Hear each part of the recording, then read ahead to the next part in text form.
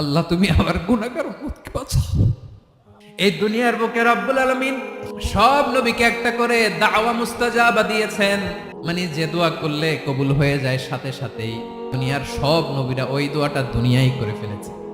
বিশ্বনবী বলবেন, আল্লাহ ওই স্পেশাল দোয়াটা দুনিয়াতে করি নাই, আজকে আমি তোমার দরবারে দাঁড়িয়ে কিয়ামতের দিন ওই দোয়াটা করছি। আল্লাহ, আমার যে উম্মতের হৃদয়ে যাররা পরিমাণ ঈমান আছে, আমার একটা উম্মতকেও তুমি জাহান্নামে ঢুকাতে পারবা না।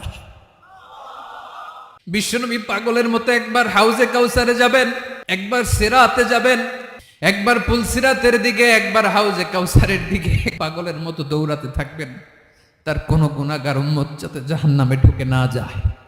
উম্মতি বিশ্বনবী আমার জন্য কাঁদবেন, আপনার জন্য কাঁদবেন, আমাদের জন্য সেদিন কেঁদে কেঁদে জাহান্নামের দরজায় দাঁড়িয়ে আমাদেরকে টেনে টেনে জান্নাতে ঢুকাবেন।